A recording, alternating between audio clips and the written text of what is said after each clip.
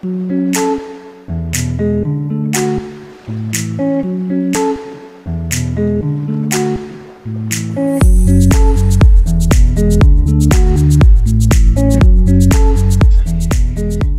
et bienvenue à tous sur la chaîne Astronature 49 pour cette nouvelle émission consacrée à l'actu astronomique en bref.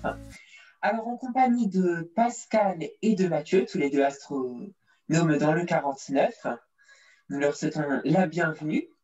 Et cette fois-ci, une fois n'est pas coutume, on est par visioconférence tous les trois. En tout cas, pour cette émission, nous allons vous parler du nuage d'Oort. C'est le sujet que Pascal a choisi de nous parler et on va tout de suite l'écouter.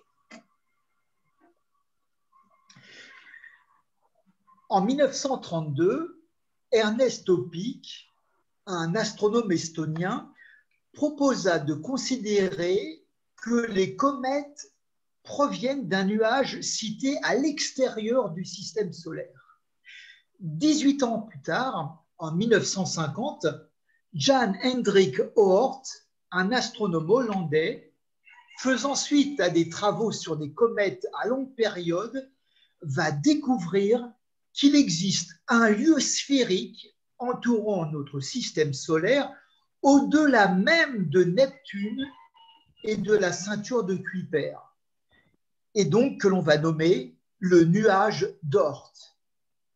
Nous sommes à la frontière gravitationnelle du système solaire. Alors, ça représente quoi en distance?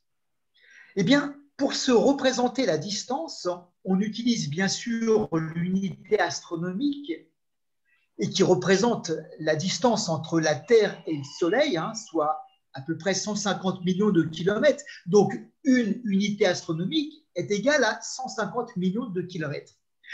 Alors, combien faut-il d'unités astronomiques pour atteindre le début du nuage d'Oort? Entre 20 000 et 30 000. Et ce nuage s'étendrait jusqu'à plus de 150 000 unités astronomiques. Si l'on voulait encore comparer, Neptune, la dernière planète de notre système, est 30 fois plus loin du Soleil que la Terre. Eh bien, le nuage d'Oort serait 1000 fois plus éloigné que Neptune et irait jusqu'à 5000 fois plus loin encore. Alors, ça vous parle? Toujours pas? Essayons autre chose. Utilisons la vitesse de la lumière. Comme vous le savez certainement, il faut presque 8 minutes et demie pour que la lumière du Soleil parvienne jusqu'à la Terre, soit une unité astronomique ou 150 millions de kilomètres, donc en 8 minutes et demie. Pour Neptune, eh bien, c'est pratiquement 4 heures et 15 minutes, donc à la vitesse de la lumière. Eh bien, pour atteindre le nuage d'Oort, il faudra, à la lumière du Soleil, quasiment 6 mois et 2 années supplémentaires pour en sortir. Bon, tout ça c'est bien, mais qu'est-ce qu'on y trouve dans ce nuage? Essentiellement des objets glacés contenant en fait des molécules d'eau, d'ammoniac ou de méthane. On pense aussi que ce nuage pourrait contenir 1000 milliards de noyaux de comètes et serait la source de la plupart des comètes à longue période, c'est-à-dire qui auraient une orbite elliptique de plus de 200 ans. Et peut-être que vous pensez à la fameuse comète Hale-Bopp,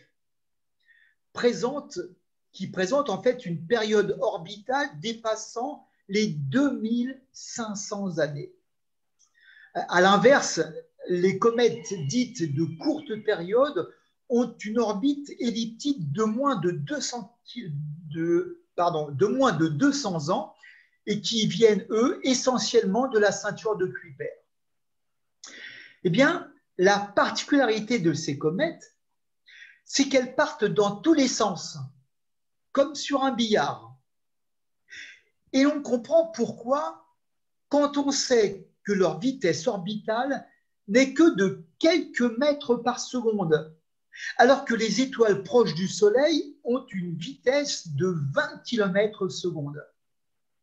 Cela veut dire que ces comètes sont très sensibles à l'influence gravitationnelle des étoiles dont elles s'approchent.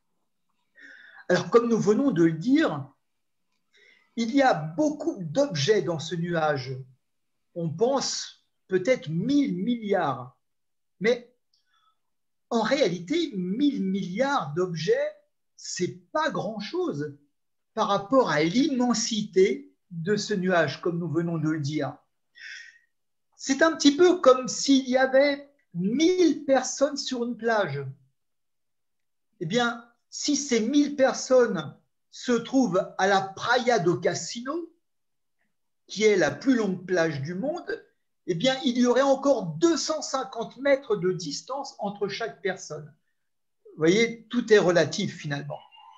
Eh bien, tout ça, pour ne pas s'imaginer en fait le nuage d'Oort comme un endroit dense et chargé d'objets. En réalité, les noyaux de roches et de glace sont séparés entre eux de près de 10 millions de kilomètres. Et oui, il reste encore plein de choses à découvrir sur ce nuage. À commencer d'ailleurs par son observation directe qui n'a jamais encore été faite.